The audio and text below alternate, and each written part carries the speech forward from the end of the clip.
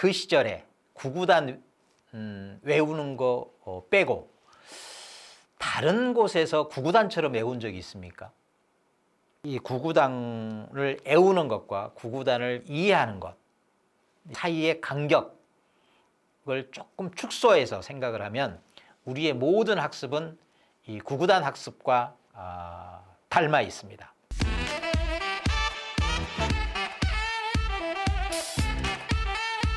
안녕하세요, 여러분. 헬프하고 가족 여러분. 오늘 제가 작정하고 잔소리 또 한마디 하려고 합니다. 여러분, 구구단의 역설이라는 말 들어보셨습니까? 구구단.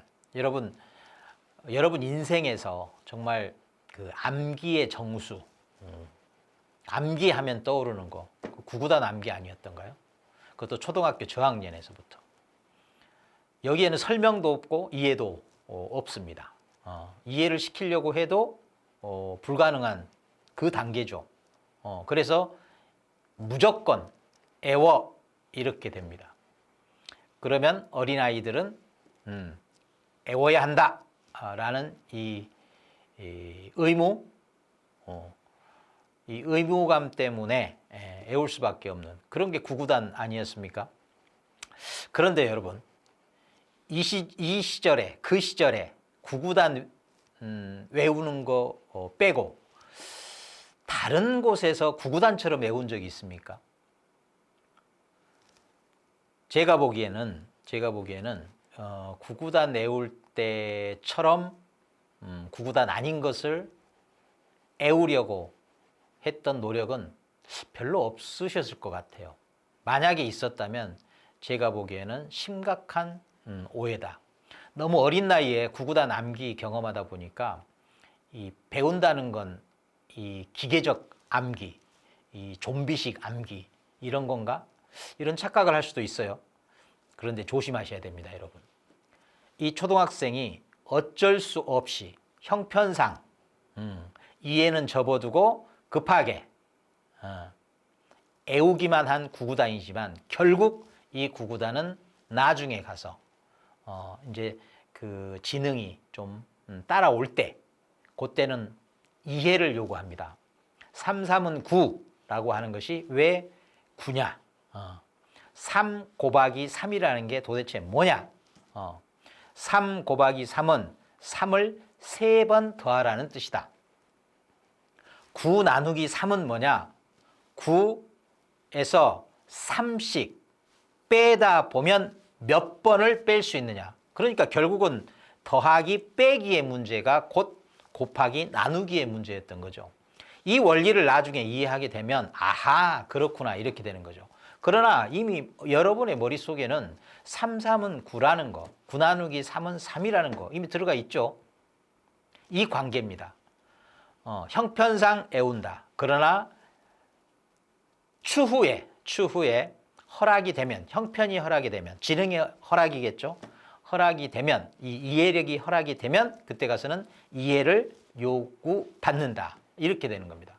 그래서 구구단 경우에는 시간의 갭이 굉장히 길어질 수가 있어요. 그런데 이 구구단을 애우는 것과 구구단을 이해하는 것, 이 사이의 간격을 조금 축소해서 생각을 하면 우리의 모든 학습은 이 구구단 학습과 닮아 있습니다. 이해가 안 되면 일단 애운다. 그러나 애운 것을 가지고 머릿속에 머물게 하면서 그것을 이해로 나아가도록 애쓴다. 이해가 되면 다시 암기한 것은 새삼스럽게 선명하고 분명하게 또 암기가 된다. 이런 관계입니다. 그러니까 일종의 암기와 이해는 순환적 관계고 그러면서 서로 커나가는 상생적 관계다. 이 관계를 여러분이 철두철미 이해하시고 접근을 하셔야 다른 모든 공부도 마찬가지고 모든 학습도 마찬가지지만 공인중개사, 특히 이 암기 내용이 많다라고 정평이 나 있는 이 공인중개사 공부. 왜 암기 내용이 많겠습니까? 법 공부니까요. 부동산학 개론을 빼고는 다 법입니다. 법. 민법에서부터 출발해서 저기 세법까지. 중간에 공법 같은 경우는 정말 공포의 법이죠. 그리고 또 중개사법, 공인중개사 업을 가장 실질적인 수준에서 제공하고 있는 규제, 이 공인중개사법이죠. 이런 것들이 다 법이고, 법이라는 건 뭡니까? 이유 불문하고 애워야 하고 그 애워진 대로 또는 알게 된 대로 지켜야 될 것들이 법이죠. 그러니까 이 머릿속에 남아있지 않는 것도 문제고 또 그러니까 암기가 중요하다는 거죠. 그러나 그럼에도 불구하고 그대로만 놔두면 되느냐? 그게 최종 목표냐? 아니라는 거죠. 이 머릿속에 잠깐 머물게 한 것을 길게 머물도록 하려면 이해가 거기에 스며 들어가야 된다. 그 스며 들어간 만큼 암기의 내용은 탄탄해지고 길게 간다. 이런 관계입니다. 그러니까 여러분이 공인중개사 공부를 할 때는 일단 형편이 암기로 접근할 수밖에 없다. 또는 논리적 순서상 암기가 먼저일 수밖에 없다 하는 것들은 암기해야 됩니다.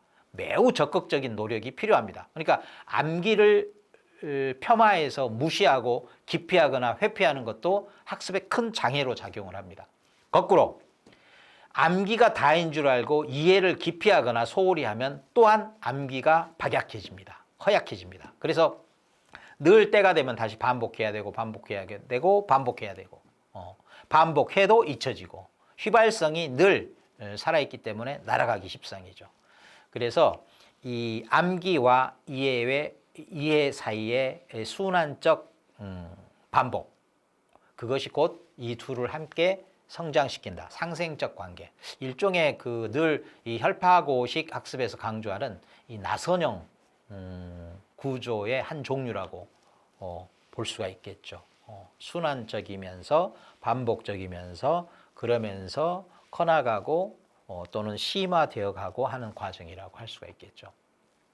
여러분, 구구단 그냥 애우는 거 형편상 그럴 수 있으나 끝까지 애우는 상태로만 놔둘 수는 없다.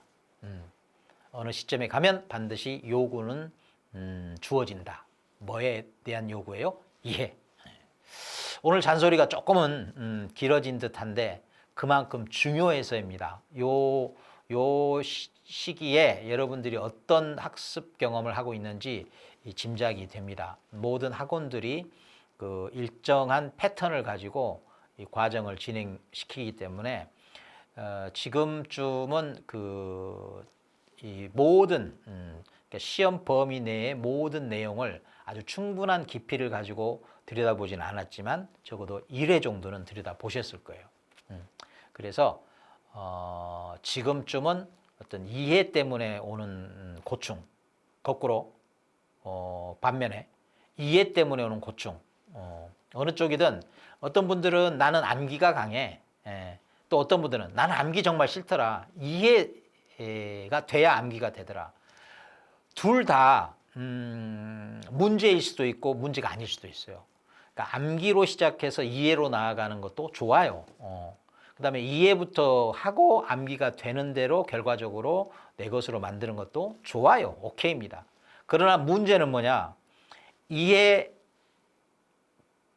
내 던지고 또는 회피 기피하고 암기만으로 승부하려고 하는 자세와 태도.